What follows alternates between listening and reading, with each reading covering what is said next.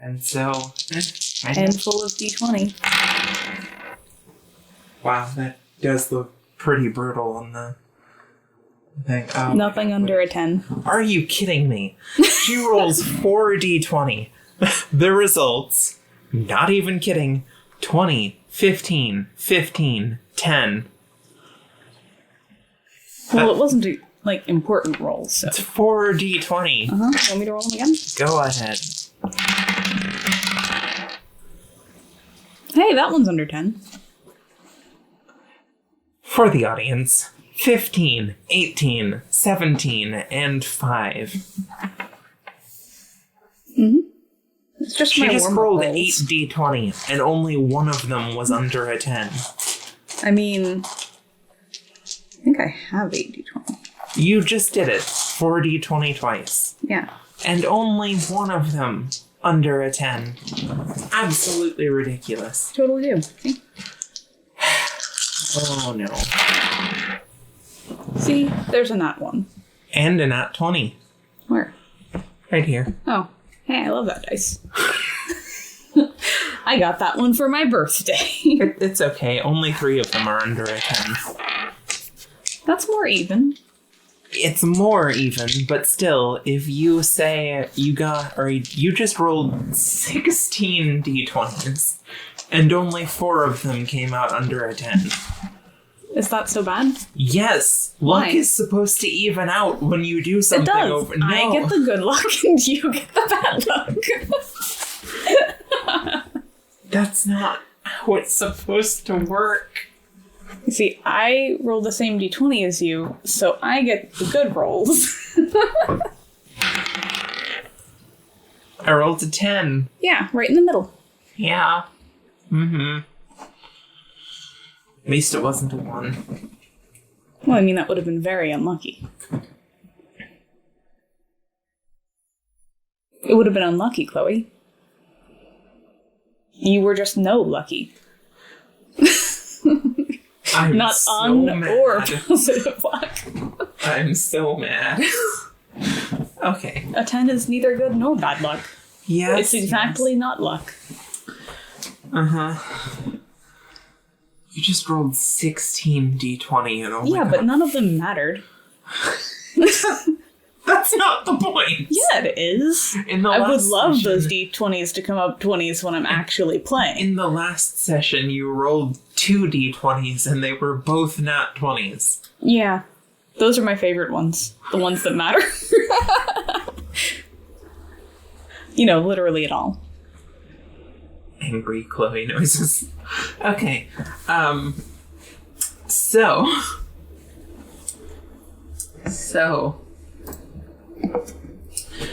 This time we're going to start out the session with a supplemental. For the record, Actually, 2 of them. Yeah, for people who don't know, occasionally we run what I essentially think of as basically cutscenes. Yeah. Some of them don't involve Greta, they're just characters around Greta doing things. Sometimes they come up during specific things that happen in game. Those can be real bad, or real good, but usually some shit about to go down, that scene happens. Yeah. Our general style, as y'all saw last week, I was going to say, but no. Yeah. 2 days ago. But anyway, tends to be kind of cinematic, and, well, this is just an extension of that. Cutscenes during important events that are important enough to be written out, or, for that matter, I've started doing supplementals specifically in Greta sessions because she knows so many characters at this point that it's difficult for her to have time to reasonably interact with them all. So I've just started writing short scenes with them interacting with each other. Since, well... Yeah, that it's fun. Keeps her up on what's going on. It's good times. Yeah. So, this is only the second one of those that I've done, so I figure I'll read the first one first. Yeah. It involves the same set of characters, too. Okay. Supplement. Molly and Suin. Please put me in charge of long-term food production, Molly had yelled.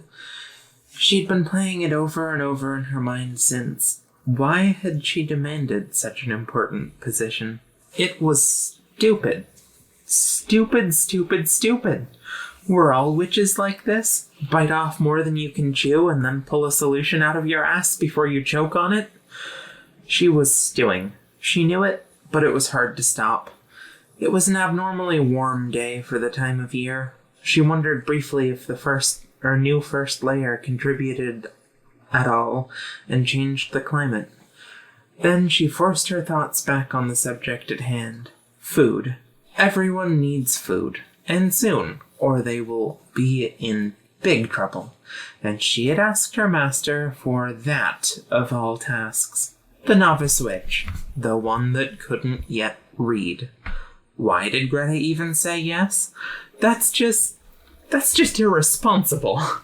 Not that Molly was one to talk. She was sitting in her new favorite spot. She'd always liked small and dark, hidden places, and at first living in the tavern it seemed impossible to find a spot all to herself. The barracks had prepared her for a living space full to the brim with people. But there'd been places to hide. Rafters, trees, under bunks, and so on. But this was a different environment. It wasn't made with utility over form in mind. It was a place for people to feel comfortable and relaxed. People who weren't her, apparently. She'd finally found her new spot, though. One loose floorboard behind the bar led to an area between the floor of the tavern and the ground. From there, she could navigate a small maze of narrow areas and end up essentially right under the porch leading to the backyard. From there, she could peek through the cracks in the wall and see what was going on outside. Or just be comfortable in the darkness, alone. She had dug a small burrow there, just big enough to perfectly nestle herself in. It was the only place in this world that was all hers, where no one would ever find her. I see you too are a master of finding places to brood. Well done, bloody witch. You truly are fit to be my rival. The sudden voice was loud and unexpected. Molly shot up and knocked her head against the floorboards with a loud thump. She knew that nasal, irritating voice anywhere. What are you doing down here? How did you even find this place, you little twerp? Suin shrugged and nestled up into a corner opposite Molly. Oh, you want to know? Really? Even if I warn you that this information contains a terrible and dangerous secret. Molly let out an irritated sound. Just tell me. Well, you see, my eye of the night sees all and knows all. Not even a level 8 magic user such as yourself could disguise your presence forever. Ow! Stop! What are you doing? Molly had grabbed hold of one of her pigtails and began pulling it around a post, hard enough to almost knock Suin's head against it. I don't care about your weird stories, you lunatic. Just tell me. Ow! Okay, fine. Molly let go. I'll tell you. It's simple, really. Suin held out a small piece of paper with a red mark on it that pointed directly to Molly. I saw you sneak behind in the bar and never come out. So I got a piece of paper you'd been writing with, put some color on it, the same color as your hair, took some hair from your bed and a few other things, and, well, it points at you. Pretty cool, huh? I first learned of this dark technique when I was studying under the Queen of Night. Ow! I told you already, I told you! Molly let go moments later, feeling exasperated and a bit violated. Just don't tell anyone, okay? This is my spot. What good is a secret lair if everyone knows about it? Your secret is safe with me. The importance of keeping secrets is clearly laid out in the holy text Mabinogion. Must you always be like this? Can't you put it on hold even for a little while? Cut your delusional shit. We're dealing with real problems here. Suen stopped for a moment and looked at the ground. Her expression looked a little hurt. Awkward silence filled the space between them before they both spoke at the same time, cutting each other off. Look, I'm sorry. I don't know. They were both quiet again. This time Suen spoke first. I'm sorry. I don't know how to be any other way. There was a pause before Molly started again. It's fine. I'm just mad because I'm way over my head. You're easy to lash out to. I do wish you'd be more serious, though. This food shortage is a big deal, and Greta is counting on me. I am serious. The writer of the Mabinogi and the Queen of Ice might be the most talented witch of a generation. I'm just trying to live up to the things I admire about her. It might seem stupid to you, but it's important to me. Molly took a deep breath. You're right. That was unfair of me. I'm sorry. Now, about your problem. What's the problem? Sounding notably more able to handle talking about work than social interactions, Molly started off quickly.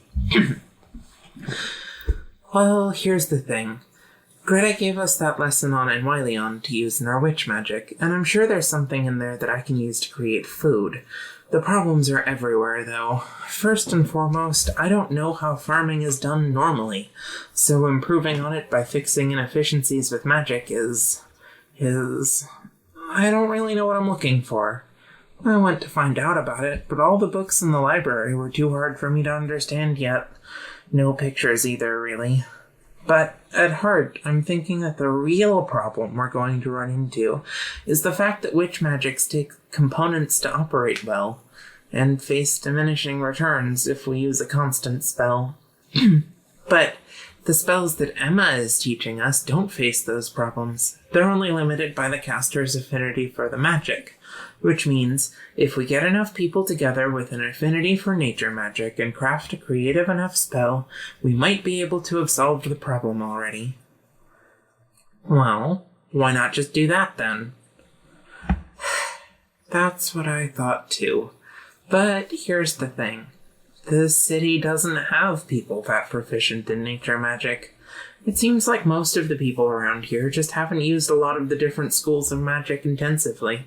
A few were picked up as useful in the abyss, and those are the ones that are taught, almost exclusively. If you want to learn the others, you need a special book from one of two libraries in the upper district. Granny at the library seemed pretty mad about it, but told me there was nothing I could do unless I get together a ton of money to get in there. Even then, I'd have to learn the School of Magic myself. And, again, it comes back to reading. I've been trying and trying since Greta set me up to learn, but I'm just progressing too slow to be useful. It's so frustratingly just out of my grasp. So, it sounds like you want to learn about farming, but you can't read the books, and you want to learn about nature magic, but you can't read the books. Is that it? Well, yeah, I guess. I'd say the bigger picture of my plan would be seeing if I can integrate nature magic into a witch spell to possibly amplify the results, but honestly, I think I could solve the problem, or at least get to the point that no one is starving with the nature magic alone. It'd take crafting an entirely new spell, and maybe an entirely new plant, but I think I could do it. I just can't figure out how to get the information that I need. Ha! Is that all? To think that my rival would be shut down by such a simple problem. Where is your willpower? Your determination? Your hero's spirit? Oh, shut up, you little... I, Suen, Eye of the Night, student of the Queen of Ice and the Miracle Witch, am here to help those pure of heart. The guardian spirit of love shall reach out and take the hands of all of those in need. I have a solution for you. A solution? Really? Yes, a solution. Behind the castle grounds are the farms where most of the vegetables in Zenith are produced. Go there and ask for a man named Klaus. Tell him that Suin, Eye of the Night, sent you. I rescued his daughter from some louts in the upper district some nights ago. Tell him that you want to learn everything there is to know about farming and why. He'll help you. He owes me quite a debt. As for your spellbooks, fear not. By the time you have finished there, I will have procured them for you. And then we will study together and both share in their dark powers. Suin stood to make a triumphant pose, but immediately smashed her head on the floorboards and fell to the ground, squeaking loudly and holding her head. You... I don't know what to say. At all. No thanks are necessary. Rivals are for pushing one another to greater heights. You might be my adversary, but when justice needs doing, it's only natural that we work together. The end. Oh, yeah. That one took place a few days ago. Yeah. 2 days ago? Yeah. 2 days ago. Time flies. Ha. Time does fly. Jeez. So yeah, that one's a couple days old from before there were goblins in Zenith. Molly heard that there was going to be food problems, and despite using 95% of her waking time studying, she was like, ooh, put me in charge of that. And Greta was like, I'm so proud right now. Of course you're in charge of that. Yes. Molly, who has been learning how to be a witch for like 2 weeks at this point, you know, picked up out of slavery, didn't know how to like read or write, and hasn't stopped since. Of course she's ready to be in charge of something like long-term food production. Yeah. For a city. Yeah. Wow. Greta's remarkable students, and she doesn't expect too much of them at all. Of course not. Okay, so I wrote a second supplemental scene for tonight, though, well, I tried something new with the perspective, and I don't think I will be coming back to it. But, still, it's done, and I'm gonna read it anyway. Alright. This one is post-goblins, so... Yes, this one is happening presumably at about the same time as, well, near the end of last session. Yeah, around then. Yeah. Nefri had been asking Suin countless questions about all of her magical artifacts. What powerful magic do those shackles contain, then? Oh, these... given to me by the miracle witch herself. These shackles keep my true power sealed within. Without a proper magical seal, even the channeling of the most basic powers might overload this small physical form. As a gift, she created these magical shackles, so I need not worry about recasting sealing magic day in and day out. It was quite thoughtful, really. Though only a level 9 magic user such as herself would be capable of creating such a thing, as expected of my master. Nefri sounds very impressed. Whoa, that is incredible.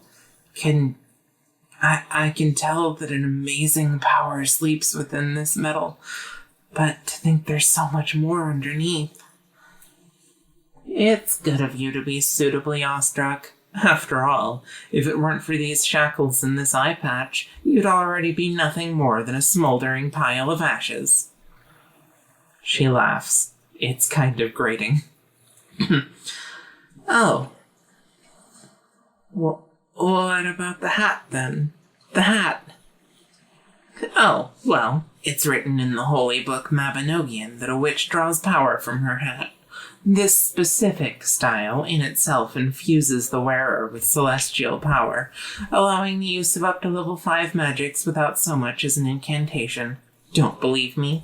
One of the very first things Master took Molly to do upon accepting her as a student was to get her fitted for one just like mine.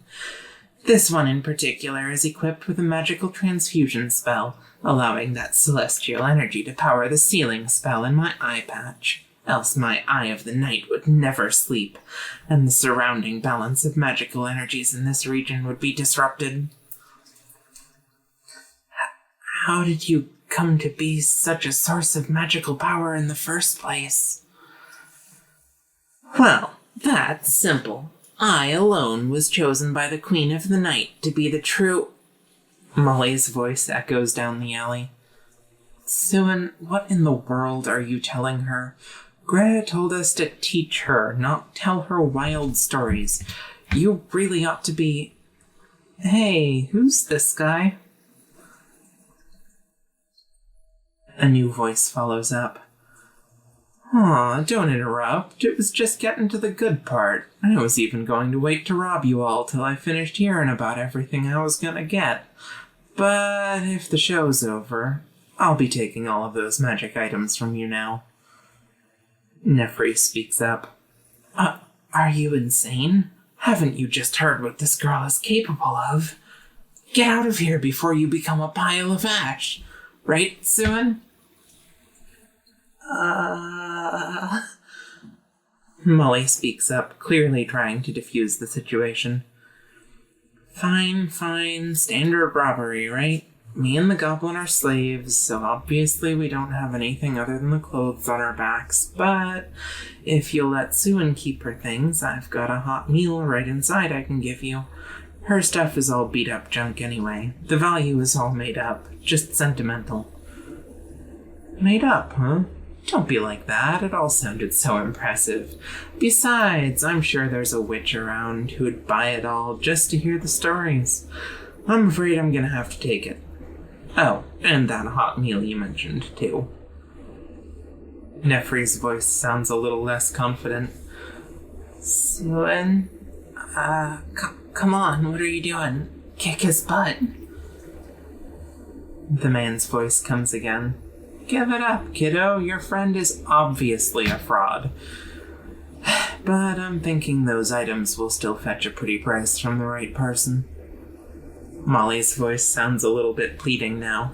Yeah, sure. There's no reason to escalate. We'll hand over anything you want. This doesn't need to get violent. Suan, just give him the... Suan speaks up. Oh, you have an awful lot of guts calling me a fraud. My Eye of the Night sees all, even through the wicked soul of an evildoer like you. It tells me to defeat you. Eat this, twinkle gun! A bolt made of a bunch of little sparkling bits of magic flies slowly at the guy, and he easily dodges it. By the time he's turned back to Suan, she's torn off her eye patch, and her magic eye is glowing. A small quarter-sized ball of blood floats in her outstretched hand as she starts an incantation. The man rushes her, pulling a knife. Molly quickly moves in front of her and jumps to hit him in the gut. It lands, but slows him down more than hurting him as he tosses her aside. But Suan finishes her casting. By our covenant in blood, I summon your aid. Queen of the Night, lend me your power to me now, and I will banish this evil from the world. The drop of blood in her palm expands outward into a large, magical, ornate sphere, and then collapses inward onto itself, revealing a parasol. The thief stops for a moment, confused, and then lets out a laugh. But before a moment has passed, Suan lunges forward, driving the parasol into his stomach. Knocked shield! The parasol opens, obscuring the man's vision of her and knocking him back a step or two. Twinkle rain! From behind the battle, the original magic bolt explodes into many and flies quickly back at her. While her parasol blocks everything that does not hit the thief, many small magic blasts do.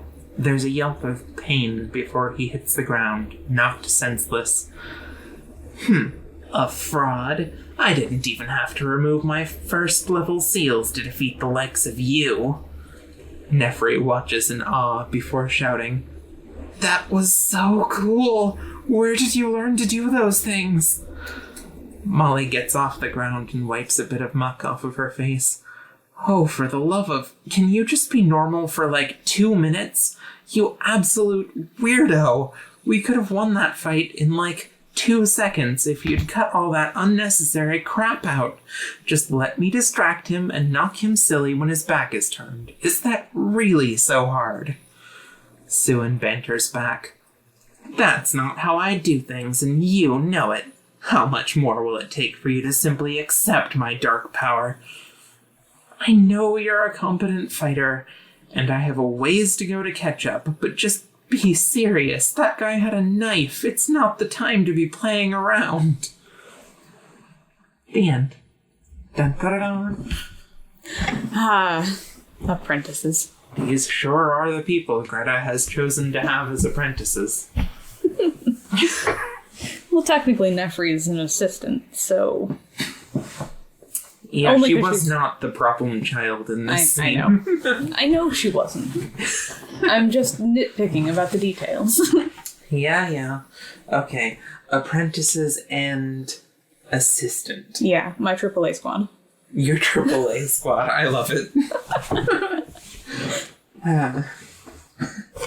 Now put yourself in Anita's shoes, and can you imagine breaking yourself down into a bunch of little pieces and trusting these three to put you back together?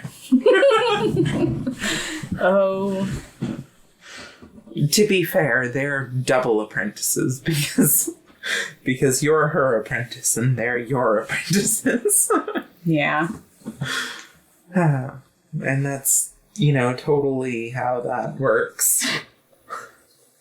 So would that make them instead of AAA, Oh no. 6X? 6A, also known as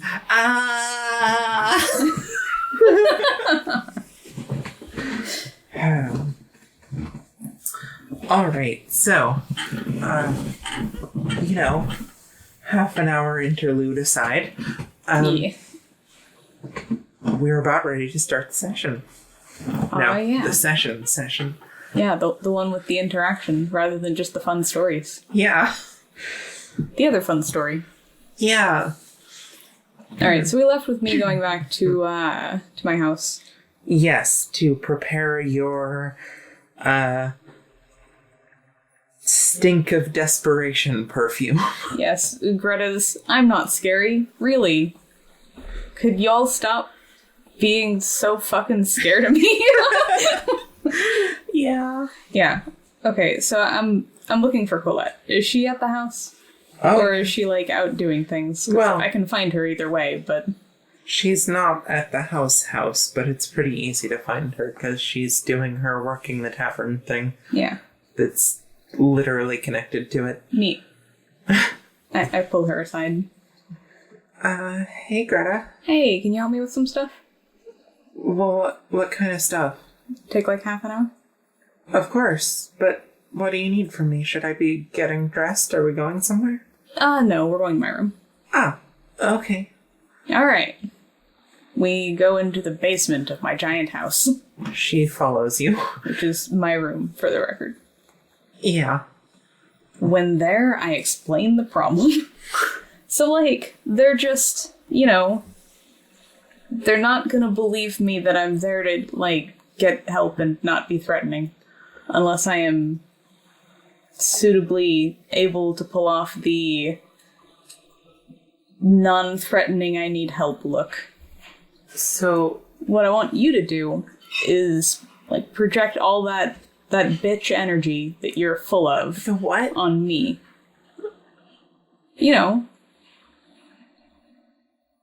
That. What you got right now. That one. That expression. That's the one. Oh. And you just need to make me... You just need an imprint Yeah. from yourself? Yeah, from me. Also, if you could bite me and if I could get some venom. Well, if I bite you, you're not gonna be... Not for half an hour, yeah. Okay. It's fine. Get a real big imprint. Okay. When you actually go Can I come with you? I mean, they might think something's up if you do. Well, yeah, but I mean, I can. Something will be up. I can see what each of them think of you. You know, like real close. We can ask Elise, but let's ask her before I do anything surprising. She's been very helpful, but also very, all of your ideas are going to get you murdered, and so I'd like to check with her. Yeah, that seems I'm pretty opposed fair. to being murdered. Murdered? No one's actually made an attempt on your life, right? Not that I know of. Okay. But I've also got countermeasures, so... Yeah. Anyway. Fuck me up, fam. I'm real unsure about this, but I guess that's kind of the point. May I have your arm, please? Yep. I stick my arm out. She bites down on your arm. I wince a little. You feel a sense of warmth spreading from the bite. Give me a relevant constitution roll or vitality roll. Let's see. That would be... immune system? Yeah. Alright. Yay! Is that a 1? Yeah, it sure is.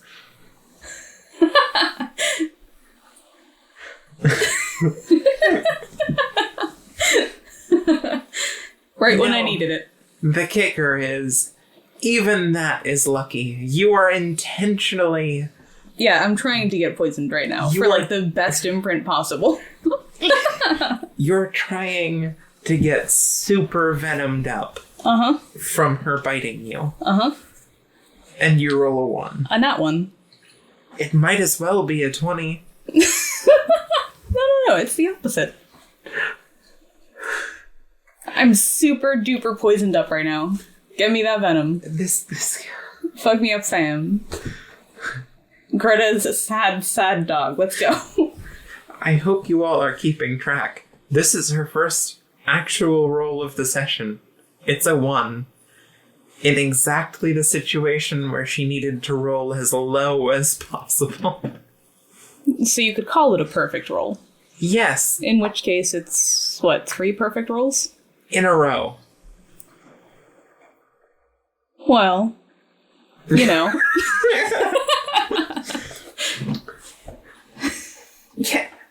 Can you see why when I roll like 5 3s in a row, I get a little upset?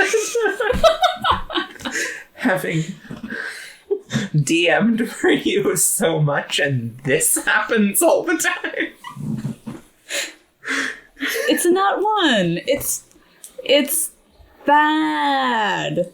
Sure. Okay. So, bad times. The bad times that I needed for this. So, you know, I get a great imprint, right? Like, this has got to be a stellar fucking imprint.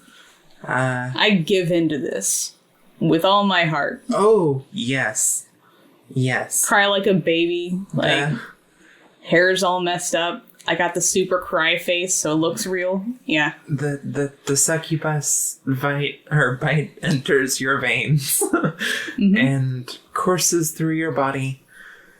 And you are feeling everything dialed up to like 211. And she projects how she's feeling having just bit you and not being sure if, you know, this is going to work, if it's okay, and what she's doing. She's very anxious about it, and she just wants to go. I make sure to just reiterate the words that was told to me, so she has some leads. Yeah, desperation. She just wants to go upstairs and find Coralie and ask for help because she's in way over her head. Yeah, perfect. Yeah. And once the imprint is made, she she drinks away the little part of it that is essentially you absolutely hating having to do this. Yeah. She just sort of stomps that part out, and you are left with the pure imprint that you want. Hell yeah. That said, you are extremely venomed up. So she leaves the imprint there, makes you feel nice and calm, and leads you upstairs to have a meal. Neat. Brings you into like the main tavern area. It's way too overwhelming because there's a lot going on, and you are essentially emotionally high out of your mind. Yeah. But she gets Arlette to cook you something and brings you to a room by yourself. I cry into my food, yeah. Yeah. So that you can season your food with your own tears. Perfect. Until you're done. Yeah. It takes a while for the venom to run out. Neat. But you got the imprint that you needed. Neat. Well, I'm gonna go back down there and basically put together the stuff I want. She eventually gets you to stop crying about how, you're just really not sure whether you're doing the right thing with these goblins. And, Yeah. And how good the food is. And how good the food is. And how much you love her. And, all the things. Yeah. Succubus venom. Not even once. Alright. When I'm done being a wreck. Okay. But not, cleaning up at all, because I need the look. Yeah. So, I go and I build my spell, which has, a design element to it that is just... I write down the stuff that I'm supposed to be, projecting, along with, crudely drawn frowny face. I mean, she's a Gar, so she's been doing design images for a while, but not, portraits. Yeah. The portraits are rough, but approximate. Okay. Also... They're just at, the borders of the imprint. That's the circle that I'm using, basically. You eventually attracted a Coralie as well. Because, obviously. Oh, neat. Perfect. I get venom from her. That is to say, I, basically just grab her and stuff a vial up her, under her... Don't give me that look. On her tooth. Yeah. You definitely get a... What the heck are you doing?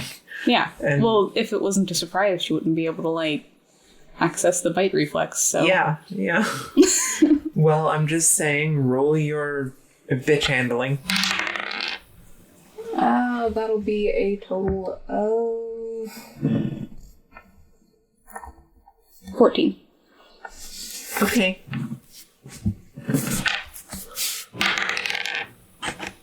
Yay! I rolled a 1, folks. Mm-hmm. For Coralie. Coralie rolled a 1. Because when I touched this... Hey, that same one just rolled a 1 for me. Don't give me that. Yes, that counts. It does. See? Look, you accidentally put it on a 20. Now you've sapped your strength.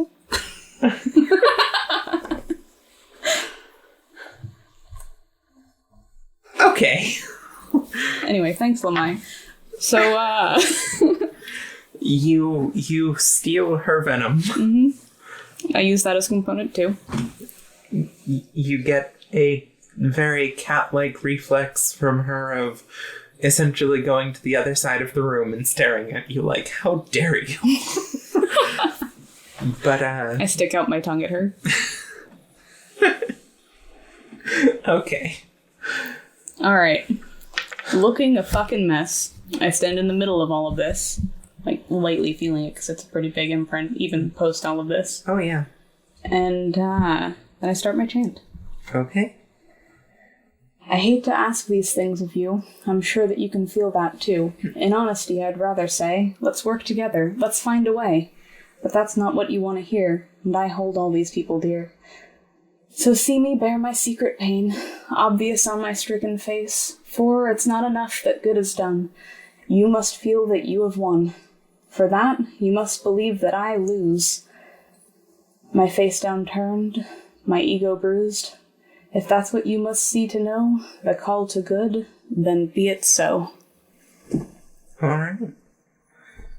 Give me a witch magic roll. I'm gonna use this one. 11 plus imagination or cast witch magic. We'll cast witch magic, because you are Does cast. that also add to? Because... Yeah. Okay, so total of plus 6. 17. Okay. The spell goes off without a hitch. It's a fairly simple spell. Right. Also, I'm putting it on a pill. Right. Okay. You obtain a pill. When you take it, you will have that effect for about 3 hours. Okay. Neat. I pocket the pill. I don't get cleaned up at all. I go see Elise. It will be a non-optional effect, for the record. Mm-hmm. Okay. I mean, it's a pill. It is the intention, but yeah. If I really hate it, which I probably will, I can figure out a way to demagic me. Yeah, without your confidence, I'm sure you will figure out a way to do that. Well, it's supposed to be an outward effect. That's true. It's not supposed to make me feel like I'm shitty. It's supposed to make true. other people think that I feel like I'm shitty. Oh my god. It's like if I started doing jumping jacks, people would be like, wow, she's so sad. Someone help that girl. As she does... Like a cartwheel. The saddest cartwheel. Jumping jacks of shame. Okay. Yeah. Well, sure. Yeah. Alright. So, what did you say you were doing? Going to see Elise. Okay. I'm gonna ask about bringing Colette along, or if she thinks that would be a bad idea. Okay. As you leave your house, and get within a block, you are approached by Yulia, Nadia's cousin. You remember her. Hello. Hi. Could I borrow you for just a little bit? Borrow me? For lunch. Bronwyn's. Right now? If you don't mind. Okay. Just for a little bit.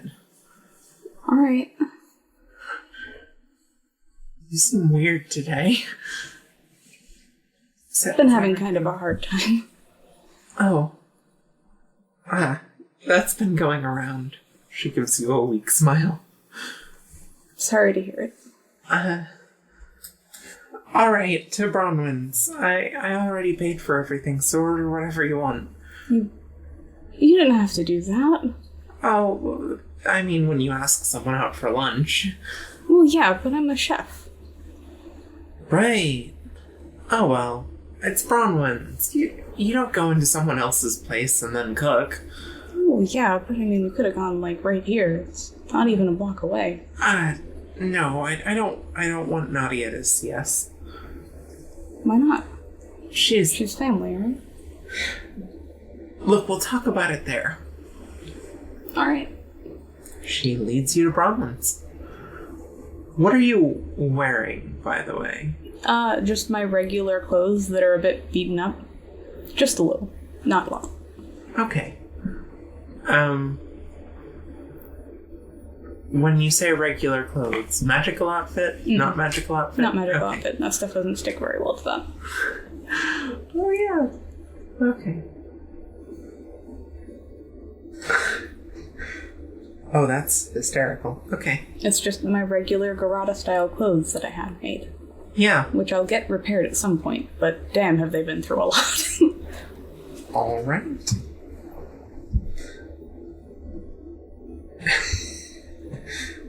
All right. You go to You go to Bronwyn's place.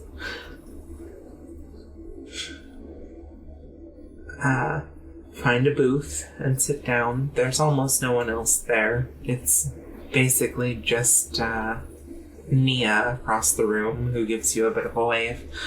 She's seems to be doing this new thing where she's replacing her hair slowly with grass. Oh, okay. Does she have like a mohawk? That'd be pretty rad. You know, she's actually trying to go for the effect of, like, I guess not grass, but like almost snake plant-ish leaves, just kind of... Oh, yeah, okay. Down. But it looks like she's only about halfway through the process, so it's definitely the, like, in-between state. She's got a bit of that going on, but she also has a bit of the hair that you've been seeing her with. Yeah. For listeners, she's an undead, so she gets to edit her appearance. Yeah. Undead people can change the things that they are made of at any time. Mm-hmm. Even to non-living materials like metal. Yeah. They're really cool. They are. Their god is a god of reclamation and, well, essentially collaboration and ongoing projects. Yep. Anyway. He's a creepy boy. He is a creepy boy, and I love him. Alright, so she sits you down, she orders you some tea, orders the table some tea. Yeah. And she starts drinking it a bit. So, you might be wondering about the other day. I mean, not really. I try not to ask too many questions. People need a place to stay. She doesn't need a place to stay, though. She's got a really nice house. Yeah. Well, look, she's causing our family kind of a lot of problems by running away like this. Well, if you're having problems in the family, why don't you just disown her? It's not a good look with everything that's happening. To disown your family head. Well, she's not behaving that way, so... Yeah. I'm gonna level with you. I'd kind of prefer that at this point. I mean, if she's not going to stand up and take care of it. But, well, it's not exactly my choice. I'm next in line after her, but her parents are still... Well, talk to them about it? I have. They're not going to. It's out of the question. She doesn't even have to do anything. She just has to be in the house. I could take care of the rest, but she's being difficult. I mean, as someone who was a former inheritor to a household, a lot of that's gotta be her choice.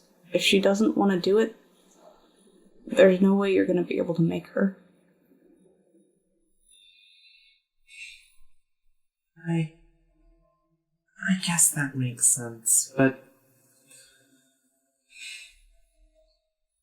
Maybe she'll come around to it one day, but she's definitely not going to come around to it if you're pushing her like this. It's only going to be like a rubber band. Yeah, well... What else am I supposed to do? You keep pulling and she's going to snap back. Just leave her alone? If she has space to grow into it, maybe. But you can't... You can't make someone do something they have already decided not to do. They have to get there on their own. And if the pressure from your family hasn't been enough, then... well... Okay, that's fair, but Look, I wanted to ask you directly, could you please stop enabling her like this? She's being irresponsible and having a place to go to just live. She's not being away from irresponsible. us. She's just taking on responsibilities that are different than the ones you expected. She's being irresponsible to the responsibilities that she already had. That she doesn't want. It doesn't matter whether she wants it. I think it does. I think this is exactly why it matters, actually.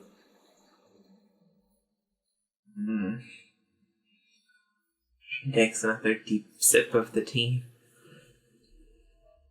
It's got kind of a rosy smell to it. Yeah. Aren't you gonna drink anything? Oh. I'm pretty dehydrated, honestly.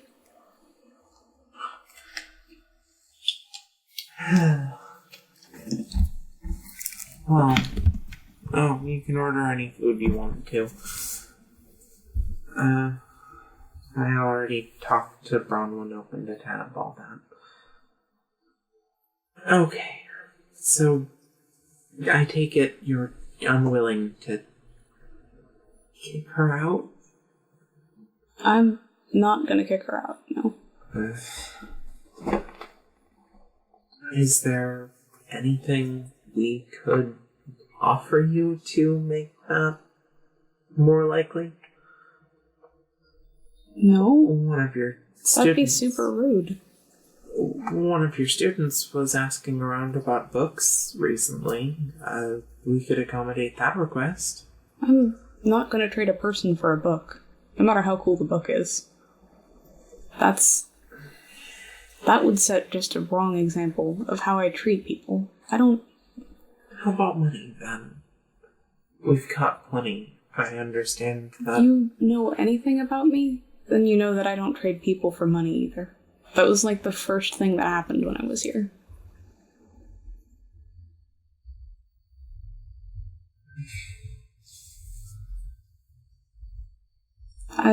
Look, if she wants to go back, she will. I'm not making her stay there, but I'm not gonna kick her out either. That goes against my morals.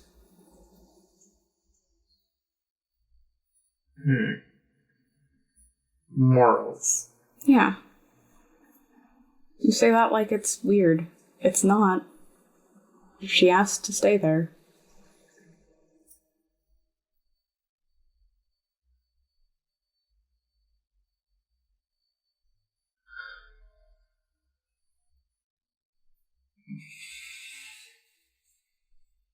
You're right, I'm being ridiculous. I'm just used to people using that as an excuse to want more. Well, that's really strange. Well,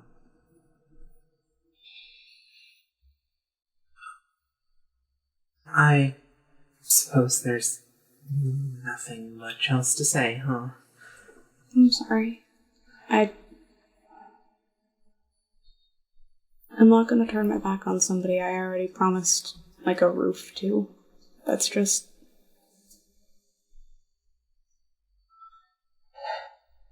not... Yeah. how I want to be. To people. I do have one other small piece of business with you. Okay. About the Gilbert girl. Oh, Emma. Yeah. If she needs work, she's welcome to teach. Okay. I'll let her know. She should have the same level of education as any of us, after all. Given her birth, though I don't think she actually attended any of our classes. She's a pretty smart girl. Well, then she's always welcome to teach. Okay. If she wants to have a foothold back into the upper district. Well, okay. What kind of classes do you have that she might be able to cover? Just so I can give her more info. Really, any of them are fine. We'll find a space for her. Okay. Great. Well, I guess I'll go report my failure. She stands up and dusts herself off a little bit. And as she's walking away, she puts a hand on your shoulder and says, "Be careful when you go to the castle." And then walks out. Alright. Bronwyn walks over to you. That looked tense. Yeah. Greta finishes her tea. What's up with that? Oh, I'm pretty sure her or somebody in your family wants to kill me. Really? Oh well. Yeah. Huh. Okay. Well. At the very least, they're not very happy with me, and that was definitely a threat she just issued. That's really rude. I'm afraid I didn't catch the threat. Oh, she told me to be very careful walking to the castle. Ah. Well. One company? Oh, I gotta go get Elise first. Oh, well, that's some good company. Yeah. Well, alright. If you want, I can send Nia to go fetch Elise for you. If you think you're going to be attacked on the way there, after all.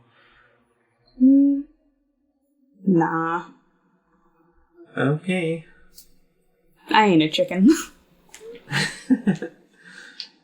Are you sure you're up to it today? Yeah. Alright. Can't really wait on these things. Yeah. Give me the same roll you gave me for the succubus venom. That is going to be... what?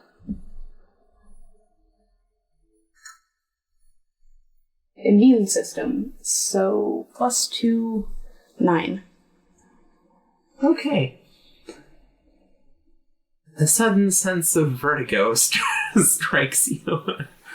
Oh, dang it. You are very suddenly feeling incredibly dizzy. Neat. What's wrong?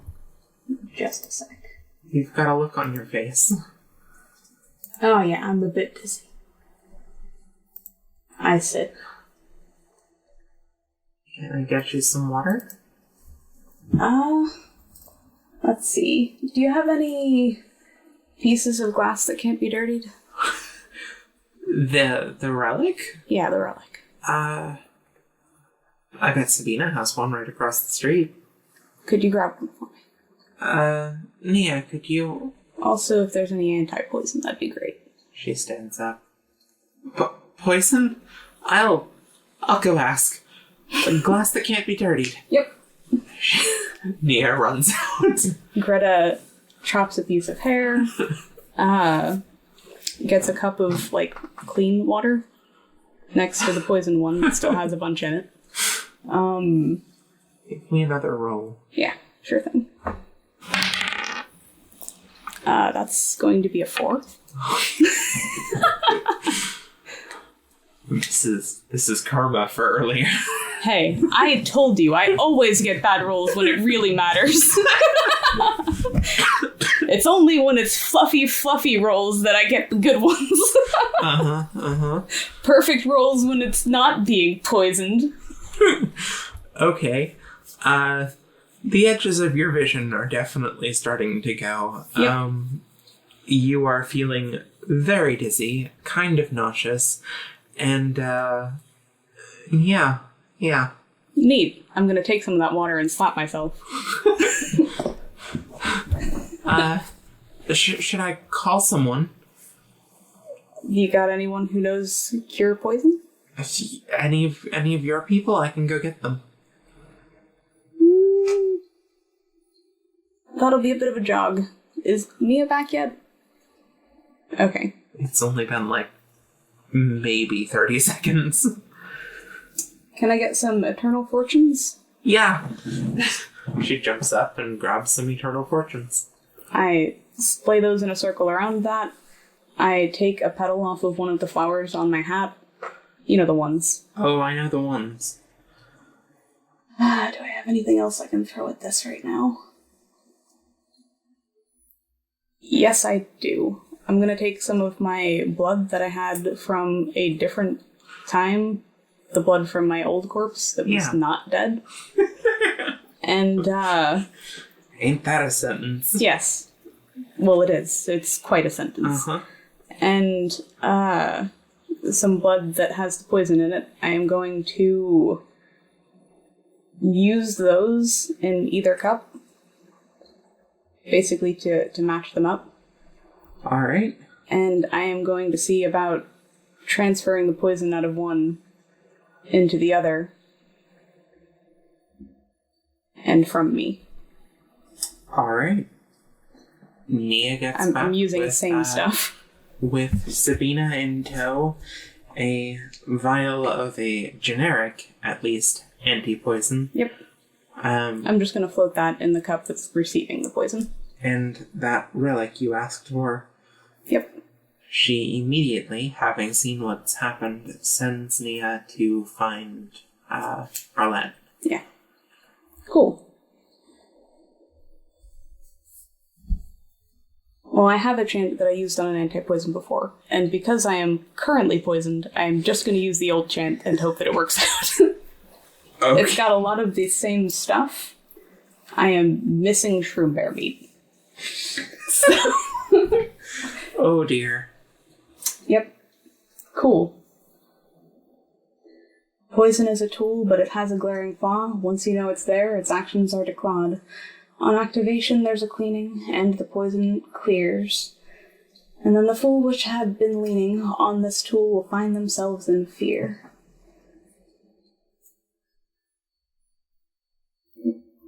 Alright, give me a witch magic roll. I sure hope I roll good on this one. Neat, that's an 18. Plus 6. Okay. So, greater than 20. The spell goes off. 24. I have one hand on each one. Basically directing the poison into the one that is to be abolishing poison. Oh yeah. The spell goes off and is successful. You are down some now exceedingly rare and valuable Blood, components. Yeah. The blood and the relic. Yeah. But yeah, the spell goes off and you are suddenly feeling a lot better. Neat. The poisoned cup looks pretty foul. Mm-hmm. But yeah. What a rude girl. Bronwyn's like, you think that was her? Oh, it was obviously her. Really? There's no one else here. Did you poison it? Well, no, of course not. Well. She doesn't seem the type. She is. The person she was trying to get me to send back to her household was very clear that she's not nice behind closed doors. Didn't expect her to be killy. That was also something she mentioned, but... Well, suffice it to say, she's not welcome here again. Nia laughs. Mom, that is the least threatening threat I think I have ever. Actually, if you could just not mention it and keep an eye on her, that'd be better. Just pretend it never happened? Yeah, I'm fine. It'll be more confusing to her if she doesn't get anything back from this. Sabina just laughs and laughs. Are you really sure about Greta that? is already pouring the vile black stuff into, like, a container with a lid. Witches. Yeah. Okay. Are you okay? I stand up. I do a jumping jack. You're definitely feeling a little not great still. Okay. Not perfect. Not dead. But yeah, it doesn't seem to be getting any worse, and yeah. Alright.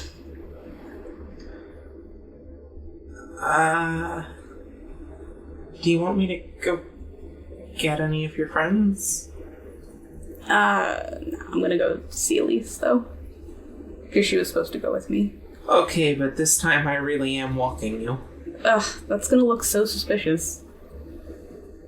Yeah, you two are friends. You escort her. That won't look suspicious, right? Nia, if a fight broke out, would you be able to handle it?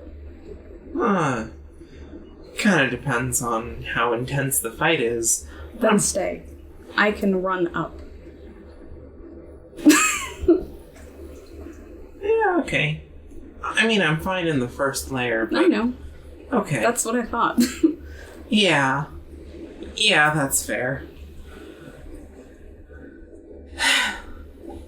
Alright, well, stop by here later. Yeah? Sure. Just let us know you're still okay. Yeah. Great. Greta ruffles her hair a bit and then goes. Alright. Back to looking messy. Well, the poisoned look really does wonders for the style you were going for. Yeah. Alright. Get to Elise's. Oh my god. Okay, you get to Elise's. It is still a mess of goblins having fun, though,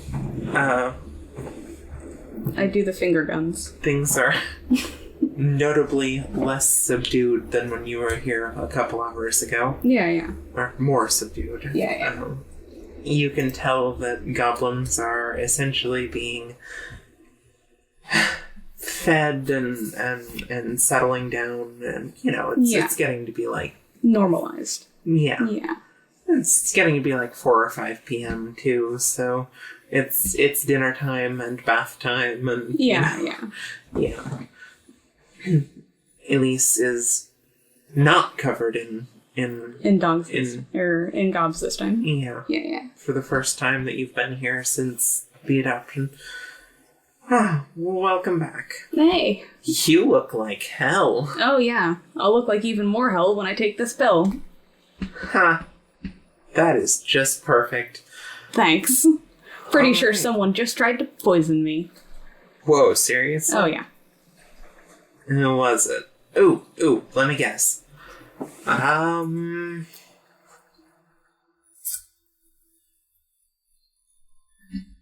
one of the big families. The Demonts are out, the Florettes are out, the Defores are out, the Quartets are out. Obviously it wasn't Sarah. Yeah. Okay, that leaves... It was... Pascal. Yeah. Yeah, that sounds about right. Yeah. Let me guess. Yulia? Yeah. I'm so good at this game. High five. Who was the poisoner? Yeah. Second guess would have been, Second guess probably would have been a DR. Fair. So, you ready to go? Yeah. I take the pill. Alright. So, while we're up there... Yeah. Oh, she also, lightly threatened to be careful on the way or whatever, but... Whatever, she tried to poison me before that. Huh. Weird. Yeah. Think she also hired someone? I don't know. Figured I'd let you know. It'd be pretty dumb if she did. Right? You're gonna be with me. Yeah. Okay. Well, I'm not too worried about it. It'll be fine. Yeah. Did we want to bring Colette? Why? Well, because she can sense the emotions of other people. Oh, no, that's a threat. Okay. It's like a clear threat. Okay. She suggested it. Oh, that poor girl. Okay. No, we don't want to bring a succubus. If you were a succubus, it would be pretty fortunate. But, bringing one along clearly says, I don't trust you and I'm going to ask her to verify everything you said afterwards. Yeah, okay. So, let's see. There's one thing that I wanted to talk to you about, which is while you're up there, you might ask for one more thing. What? Well, I'd say ask them to reinstate the Gilbert house and marry into that family. You know, have an official wedding that they certify. You'd be Greta Gilbert, but you'd be a lesser noble, and they'd stop paying so much attention to you. You'd be about on Maria's level of authority. Don't take this the wrong way, but I don't want to do that.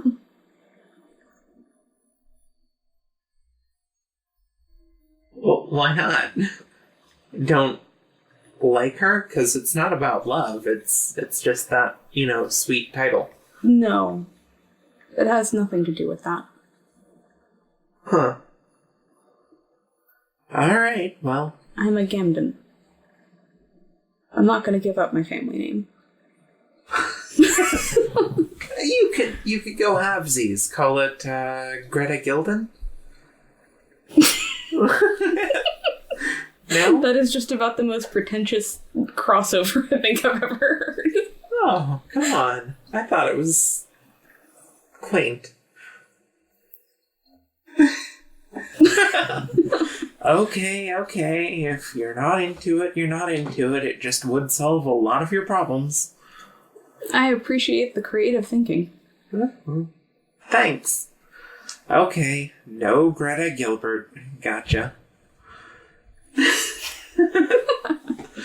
I'm just saying, you have this noble girl on hand. It would really make things easy.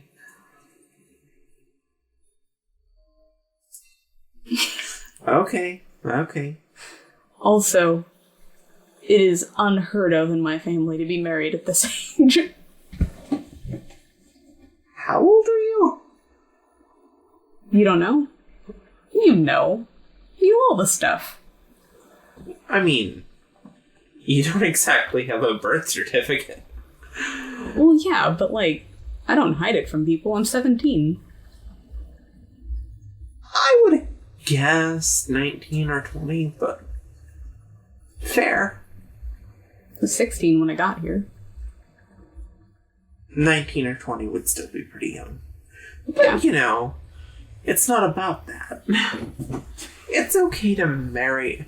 You come from a political family. How can you not know that it's okay to get married early just for a title? People take the Gamden name, though. It's a good name. Oh.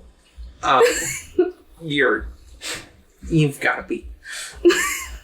Look, Greta, I appreciate having pride in your family, but you're in Zenith. There's no Gamdens here. There's one Gamdens here. Okay.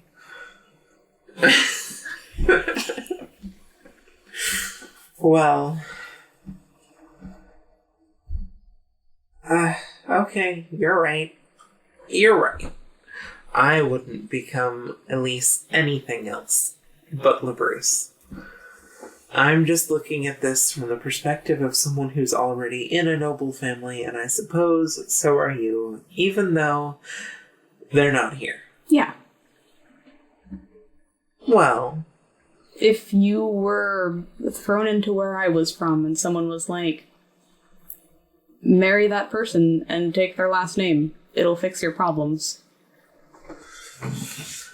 Okay, you might consider... Look, I'll drop the bit about the last name, but you might consider having a wedding anyway. Not right now, but sometime. Give her your name, and... well... yeah, actually, you might be able to get the Demonts on your on your side doing that, because they'll kind of get a kick out of the Gilbert name no longer being a thing. Really? Oh yeah, they were platinum mad at the Gilberts. Whew. I see. I mean, I don't know much about that at all. But... really? yeah. Oh, well... that's a whole thing, and they're dead now, so whatever. Yeah. Let's go. Alright. By the way, am I exuding the right aura? Oh yeah, it's your A+, just... cool. Don't fuck it up? Yeah, exactly. Yeah. Don't say anything too, full of yourself. Yeah, well, you were supposed to do the talking, so I'll just be very quiet most of the time. I will do the talking, but they're probably going to ask you a direct question or two at some point. Okay. So, yeah. Yeah. Let's head up to the castle. We go to the castle. Okay. You head up to the castle. Exuding that good shit. Oh, yeah. So, you arrive at the castle. Alright. And, I say hi to the guards if we're going past the guards. oh, yeah, you're totally going past the guards. I resist the urge to play a game with them real quick. Yeah, that might be a giveaway. I think about it and then I put my hands in my pockets. Emily definitely gives you a bit of a... Do you... Oh, what happened to you? Talk to you about it later. Yeah, okay. You're okay, though? Great. By the way, you're... it's kind of lucky that you're here. Your friend is looking for you. Which the one? Little one? Looks kind of like a doll. Oh, yeah. Yeah. Tell her that she lives in the house next to the inn now. Okay, but I think she was looking for you specifically, as in, like, here today. Where are you going? I'll point her in the right direction, or you can just go to the jail yourself. I'll probably head up to the jail. Alright, well, I hope you feel better. Thanks. She opens the gate and lets you through. Inside, things are less panicked than you've seen recently. Yeah. Considering last time you were here was directly after the princess's disappearance. And there was mayhem, yeah. And there was mayhem. People are mostly chill now, but... there's tension? There's definitely tension. Alright. Elise smiles and waves happily at several people and just sort of leads you right in, as if she knows exactly where she's going and why she's there. Neat. I follow along after her. Okay. I've never been in this part of the castle, so... At a certain point, she turns to you. Prison, I heard you say? Yeah. Why? Oh, I have a friend down there. Okay. So, you're confident they're not throwing you in? Yeah. Okay, that's good. Yeah, I got somebody who used to live in that room with me. Ah, Yeah, okay. You head to the prison. Hey. When you get there, one of the guards directs you into sort of the, like, main... They've got, like, a... God, what's the word for it? Like an overnight holding kind of cell. Yeah. Rather than, like, people who are going to be there for a while. And they've got Annie looking over that. She is sitting in a chair, just doing her pretending to be a doll thing, and you can definitely hear one of the 3 people who are currently in that cell going like, I'm telling you, man, I saw her move. Her eyes were following me earlier. She's not doing it now because you're all looking. I pick up the dolly and move to where they can't see. Oh my god. Hilarious. Basically, the moment you're out of their vision, she just sort of, pops into moving just fine. Oh, hey, Greta. Hey, I heard you wanted to hear from me. What's up? Yeah, well, okay, so I don't know if I told you, but since I don't actually need to sleep, they have me on, like, several day shifts here. Yeah. So I let one of the guards know to tell me if you dropped by. Look, I heard kind of a disturbing rumor, and I thought you might want to know. Okay. Okay, so, the princess had her 2 people, right? Well, one of them is missing completely. Mm-hmm. The other one apparently has been locked up. Locked up? Yeah, apparently there's some, big-time prison that's not this one. Huh. That they keep, Problem children in? well, black whistles and higher. People strong enough to just sort of tear one of these doors off the hinges and walk out. I see. Well, apparently she's been confined because she was causing some kind of problems, but I can't imagine the princess would be happy about that. You want me to check on her? Well, yeah, you are kind of the princess's only real friend, as far as I know, so I figured if there was anyone who should know, it's you. Yeah. I don't think I can get you in there right now. But if you come back in a little while... Okay. Yeah, If you're looking to do this today, I can probably do it in about 3 or 4 hours. I look at Elise. Elise shrugs. Today or tomorrow, whatever. Alright, we'll do it today then. We're already here. Yeah, okay. Got room for one more? And he's like, who is this? A friend. Ah, okay, yeah, sure. Alright, well,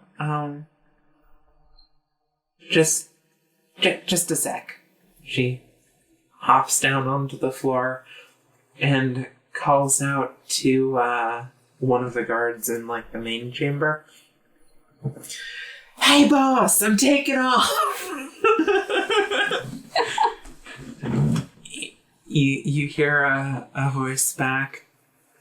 It'll cost you. She's like, I know.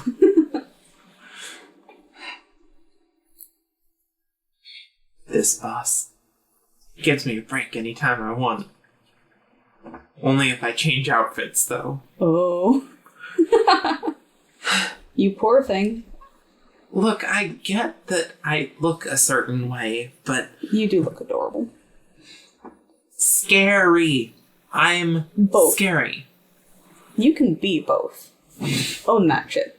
You got it on lock. Yeah.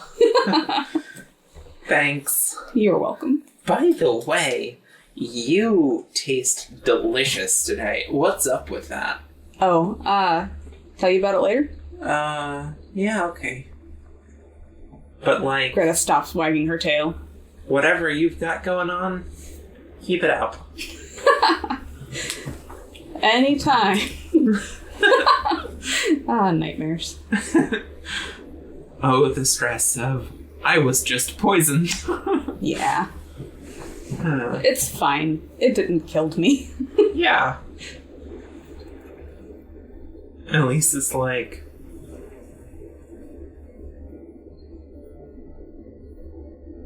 Never mind. What? I have so many questions. Well, like what? Taste? Oh, she's a nightmare. Really? Yeah. I've never seen a nightmare that looks so... well. Annie puts her hands on her hips. So, what? Want to finish that sentence? Elise kind of puts her hands up. Oh, no, I mean, like, you know, indistinguishable from other people. And he's like, what you're saying, I'm not scary enough for you? And Elise is like, no, I'm sure you're terrifying when you're doing your terrifying thing. And he's like, shut up!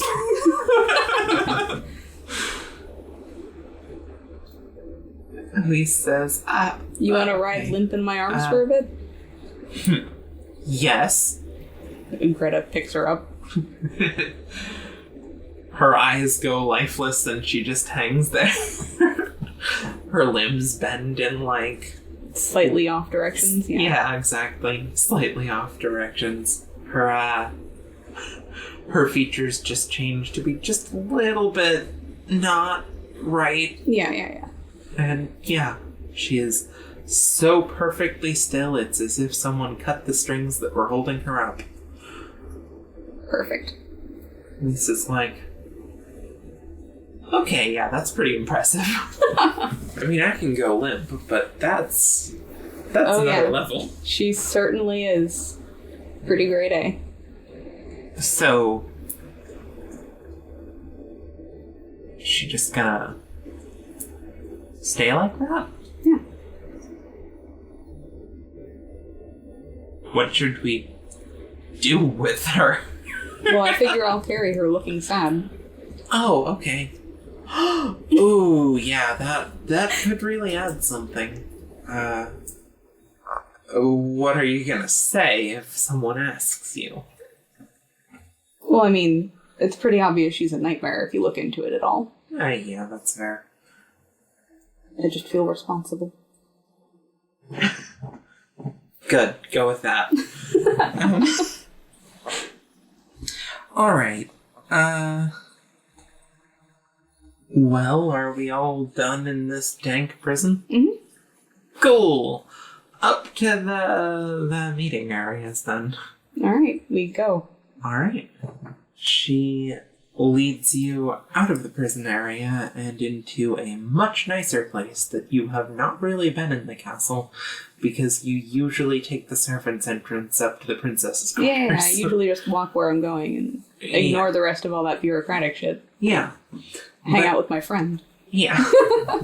But she leads you through several very busy chambers. Oh yeah, and I'm sure they look super nice and...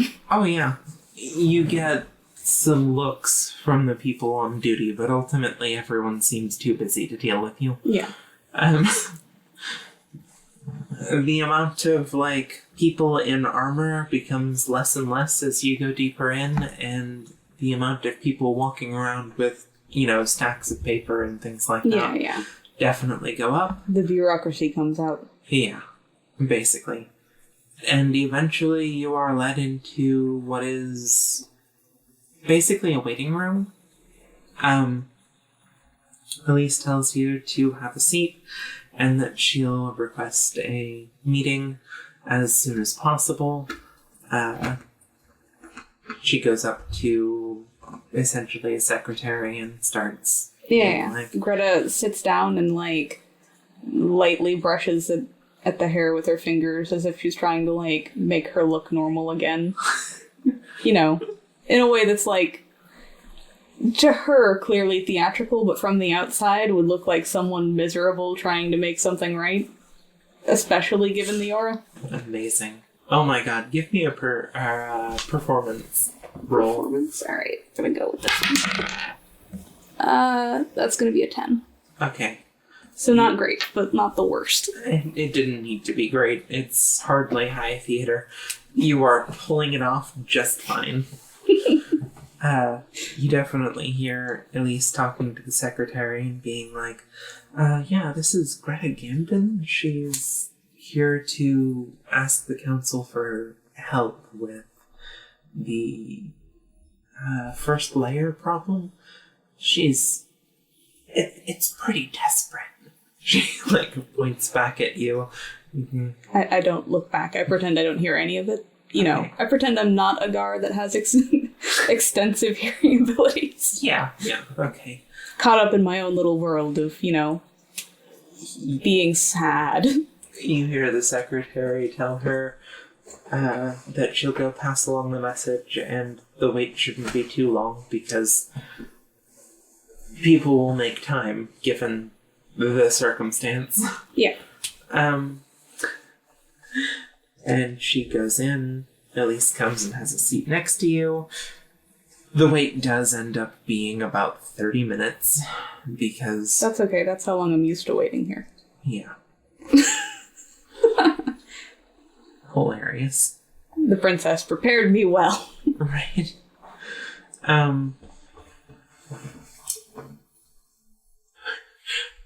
Elise definitely mutters a couple times under her breath about how, like, they're obviously just making you wait because, you know, they're important or whatever, and want you to know that you're... Fine. They're peacocking, I get it. Yeah. Alright, so eventually you're led into a room that has 4 people sitting in it. You do not recognize 3 of them. You do recognize the other one. Okay, you do recognize Lillian Demont, because you know who she is. Yeah. You've never met her face to face, but you've seen her. Yeah. Also at the table is one other human, and 2 elves, one male and one female. As you come in, the secretary announces you and Elise, and Elise sort of, you know, whispers over to you. From left to right, Iris Fleuret, Sydney Dufour, Alexander Quartet, and Lillian Demont. Thank you. She steps forward and begins a several sentence long bit of essentially sucking up, you know. Yeah. Thank you very much for seeing us, especially on such short notice. We understand that you're very busy people, yada yada yada. Yeah. You know, it goes on for a while, but eventually she gets to it. Greta is here to ask a favor from the council. Recently, as you know, there have been changes to the Abyss. I'm sure that you are all aware of what's going on within the first layer. Lillian, I keep mispronouncing her name. Yeah, it would be an unfortunate name to have if she was Lillian. It would be a hilarious name to have. I have a slave named Lillian, for anybody who has forgotten. Yeah. Okay. So, Lillian cuts her off and says, why would we be aware of what's happening on the first layer? The guards have closed it off, and on top of that, there is so much going on in the castle. Who even has time to deal with the Abyss right now?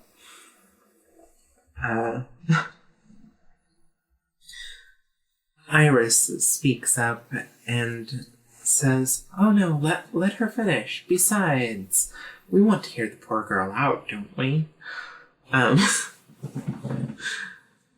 Sydney speaks up as well and follows up just by saying, "Don't even try to pretend you haven't sent your little spies to go check out what's going on. Of course, only one of them made it back, or so I hear." Lillian looks angry but doesn't respond. Elise gives them all a big smile before pausing for like 5 seconds and then continuing. So, I've heard that some unfortunate people have wandered in and gotten themselves, well, killed and eaten. But I'm not here to point fingers on who's sent people in to look. After all, I'm sure all 4 of you would find it important enough to know everything that's going on in the city. Besides, isn't that the purpose of the council, to rule in the Queen's stead? Princess. Yeah. I said that. No. It's okay. I understand that she's more elegant than that. She's way more elegant than that. So, this isn't about who's sent people where and which people made it back okay. This demon on the first layer is causing problems. Greta's tried to get the goblins and humans that were involved up into the city and to safety, but she's got her hands full just clothing them all, much less having shelter and so on, and, well, now this demon's challenged her to a fight because she's run into them. Apparently, the match is set for 2 weeks, and he demanded that she take part herself, otherwise he'd have killed her and eaten her on the spot. Which leaves her in the precarious position of needing to find 2 very strong people to join her, or, well, she's probably going to die. She looks over at you. Greta looks upset. Having recently had a brush with probably going to die, it's pretty convincing, probably. Iris is like, "Oh, you poor dear." And Lillian kind of rolls her eyes.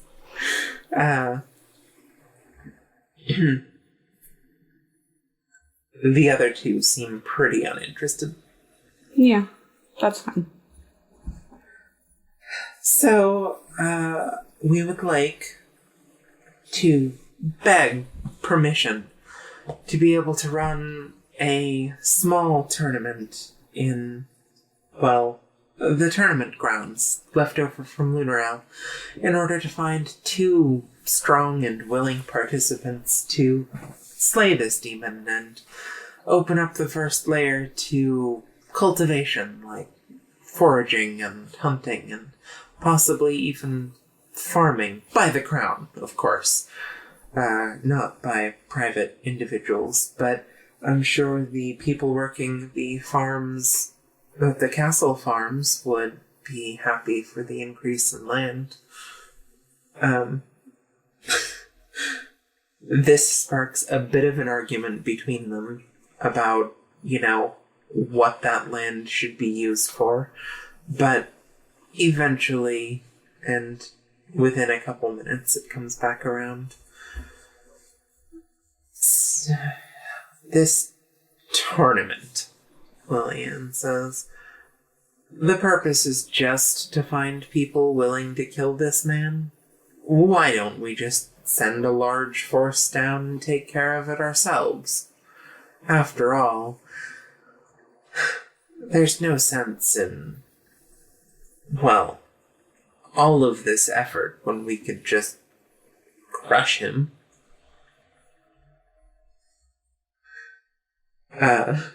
Elise looks over at you like... Well, you could probably do that. You'd probably lose a lot of people, though, and I'm kind of hoping to avoid as many people dying as possible. He's not weak. Oh, so you don't think the knights could do it? I'm pretty sure they could. I'm fine risking my neck. And I'm fine risking the neck of, volunteers. But people that didn't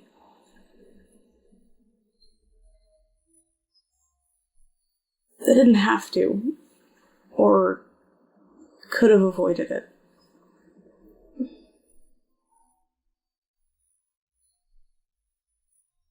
I don't want to see that.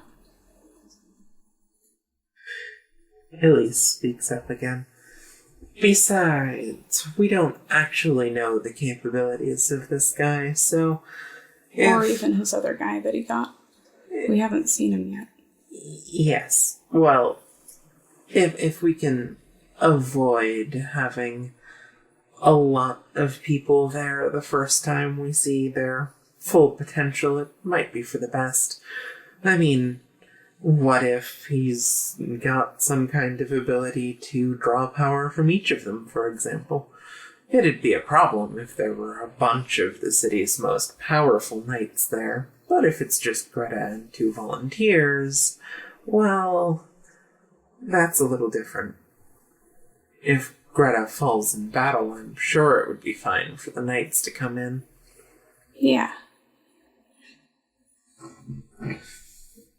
Lillian just... Besides, you'd know better what he does by then. I haven't been able to figure it all out. Lillian does not look terribly convinced, but...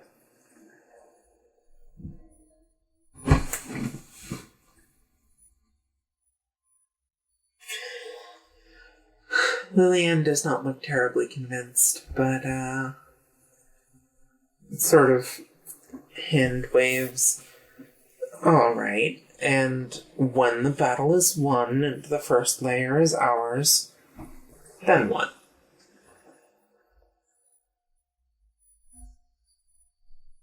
The battle's won? What do you see your involvement with the first layer being after that?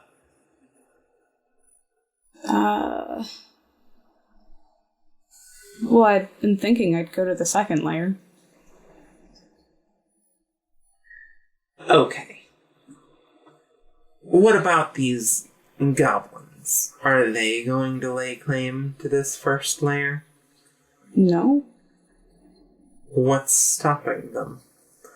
Well, one, they're gonna be citizens of Zenith. That's what I hope for them, and if they're citizens, they can't make claims like that because it's illegal. I see. Well... So you're saying you'll be leaving the administration of that area to the Crown? It's in the abyss, right? Yes. Would you be willing to sign some binding paperwork to that effect? Okay. Fine. Have your tournament. When is this?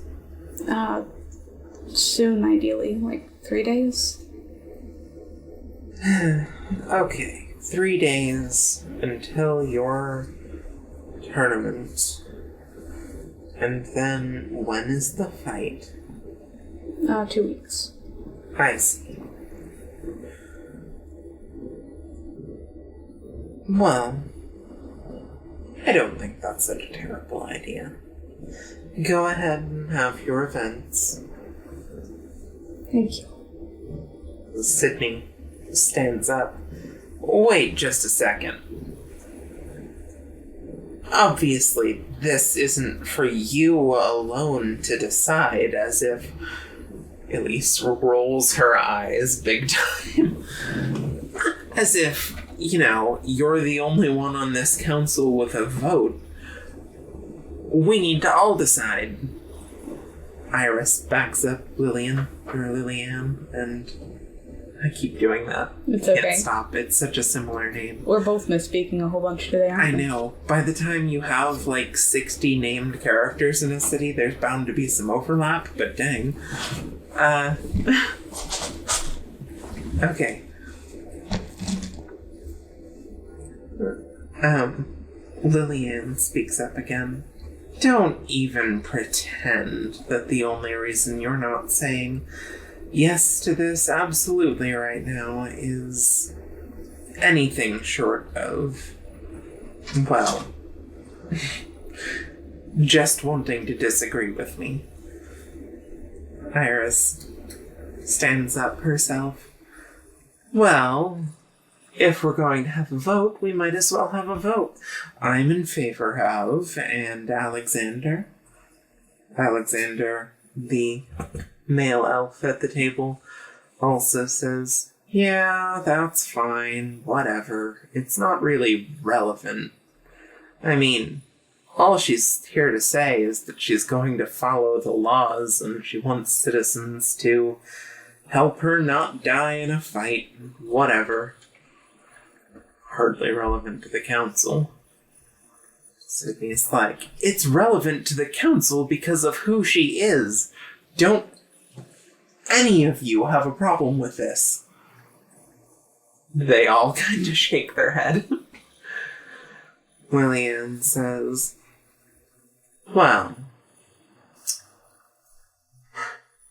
why don't you just have a seat? Wouldn't want you to lose your head after all. Sydney, it's like, that is the most clumsy... but sits down.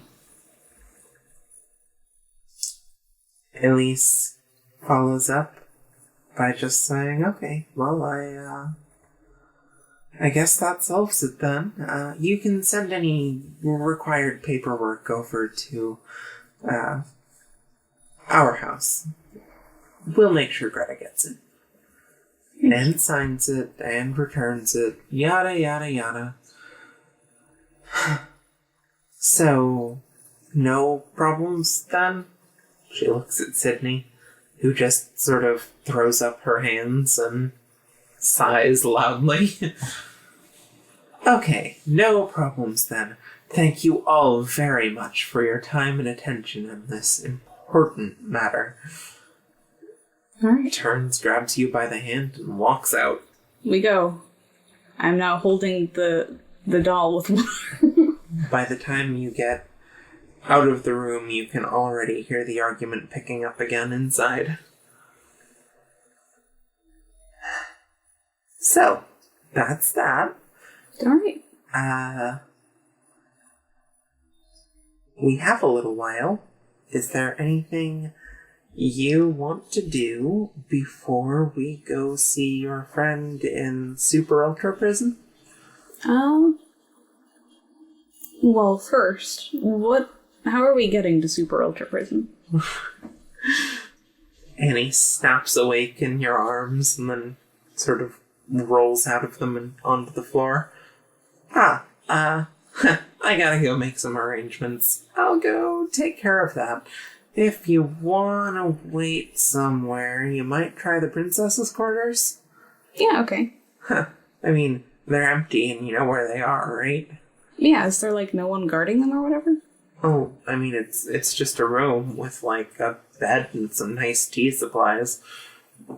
Alright. So, I don't see why there would be a guard. Alright. We go there. I know the way. Alright. Notably, Annie follows you a good portion of the way, but breaks off, just a little ways before the imprints start. Alright. Alright. And... oh. Cats. Okay. Well, I think I'm gonna have to stop there. Sounds good. But... it's been a fun session. I describe... well, no, never mind. We're done. Oh no, you can... No. we're done. Okay. We already had the closing argument. Yeah. Okay. I'm just I'll saying. save it for next time. There can be some final declarations. Honestly, the only reason I'm stopping here is I am so dizzy. Oh my god. Yeah, well, It's... we'll continue another time. Yeah. Well, I hope you all enjoyed the session, even though it got progressively more distracted towards the end. Ha, my fault. But... Chloe's feeling a bit under the weather. Yes.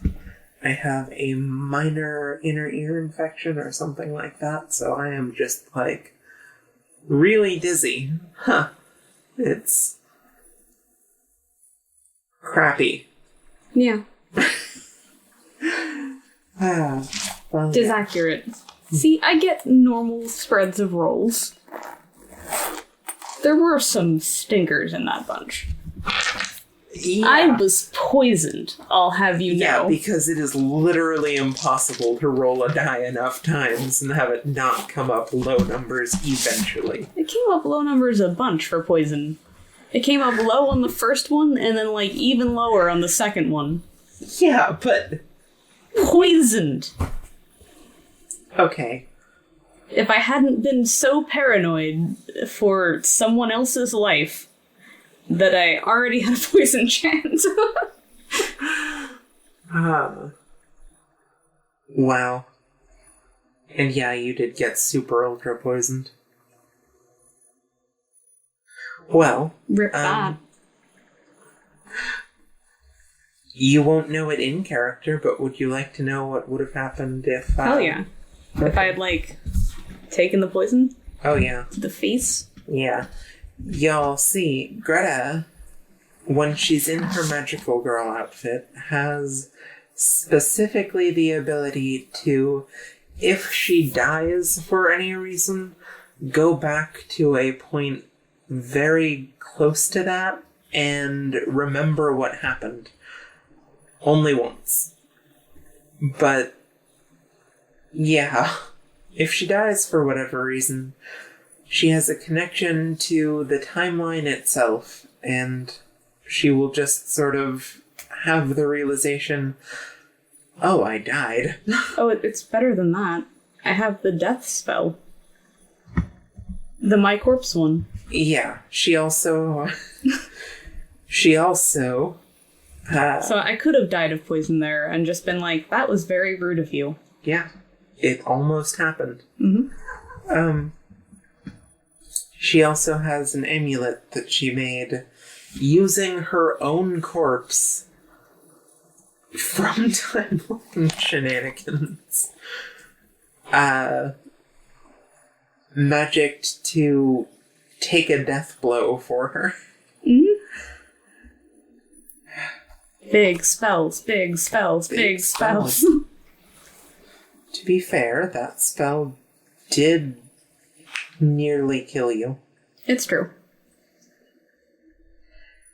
I have a whole... Where is it? A whole article on World Anvil 4 times Greta almost dies, just to take notes like this. So that's fun. But instead of activating it on poison, I get to keep that charge. Yeah. In case somebody tries to stab me again. Yeah, which, could happen. Everything going on seems eminently likely. Mm-hmm. Look, I really don't want to lose that charge. It's, literally a life or death thing. Right. Where did I leave this page? I don't know. I'm having trouble finding it.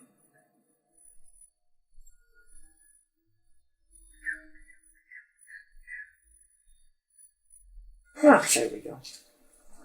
Greta dies. The page. View.